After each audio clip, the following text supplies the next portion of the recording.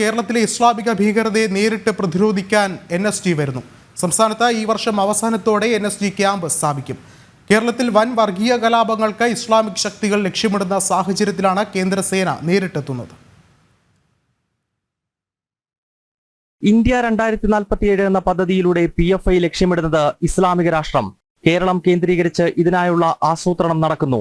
ലക്ഷദ്വീപും വടക്കൻ കേരളവും സമീപകാലത്ത് തന്നെ ഇസ്ലാമിക ദേശമാക്കി മാറ്റുകയും ഇതിലൂടെ മുഴുവൻ രാജ്യത്തെയും ഇസ്ലാമികവൽക്കരിക്കുകയുമാണ് ലക്ഷ്യം.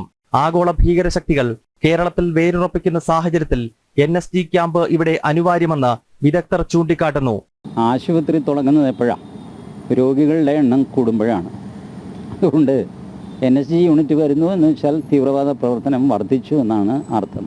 തീവ്രവാദത്തിൻ്റെ ഒരു ഹെഡ് ക്വാർട്ടേഴ്സായിട്ട് കേരളം പ്രവർത്തിക്കുന്നു എന്നുള്ളത്.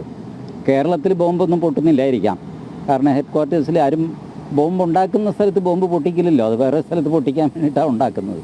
ഭാരതത്തെ ഇസ്ലാമിക രാഷ്ട്രമാക്കാനുള്ള പോപ്പുലർ ഫ്രണ്ടിന്റെ പദ്ധതി തുറന്നു കാട്ടുന്നതാണ് അടുത്തിടെ വന്ന മുംബൈ ഹൈക്കോടതി വിധിയെന്ന് TG മോഹൻദാസ് ഓർമ്മപ്പെടുത്തി. ഈ 2047 ഇന്ത്യയെ ഒരു ഇസ്ലാമിക രാജ്യമാക്കുക എന്നുള്ള പ്രോജക്റ്റ് പോപ്പുലർ ഫ്രണ്ടിൻ്റെ പ്രോജക്റ്റാണ്.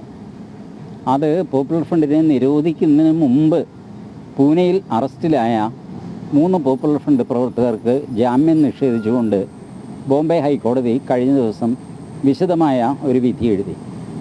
അതിൽ ഈ 2047 ഇന്ത്യ ഇസ്ലാമിക രാഷ്ട്രമാക്കുക എന്നുള്ള പ്രോജക്റ്റ് വിശദമായിട്ട് തന്നെ കോടതി ചർച്ച ചെയ്തിട്ടുണ്ട്.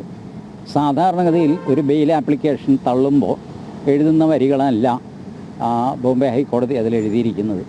ഇവരുടെ ഓപ്പറേഷൻസ്, ഇവരുടെ ഇത്ര ആളുണ്ട്, ഇന്ന സംസാരം ഇവർ നടന്നു, അതിന് ഇലക്ട്രോണിക് തെളിവുകളുണ്ട്, അവരുടെ തന്നെ ആൾക്കാരുടെ മൊഴികളുണ്ട്. രാജ്യത്ത് ഏറ്റവുമധികം IS റിക്രൂട്ട്മെന്റ് നടക്കുന്ന സംസ്ഥാനം കേരളമാണ്. 2022 സെപ്റ്റംബറിൽ കേന്ദ്ര സർക്കാർ നിരോധിച്ച PFIയുടെ പ്രമുഖ നേതാക്കളെല്ലാം മലയാളികൾ. കൊളംബോ ഭീകരാക്രമണം, അഫ്ഗാനിസ്ഥാനിലെ കാബൂളിലെ ഗുരുദ്വാര ആക്രമണം തുടങ്ങിയവയിൽ മലയാളി ബന്ധം നേരത്തെ തന്നെ മറനീക്കി പുറത്തു വന്നിരുന്നു.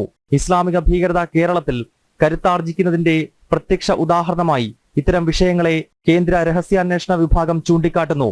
ജനം, ഡൽഹി.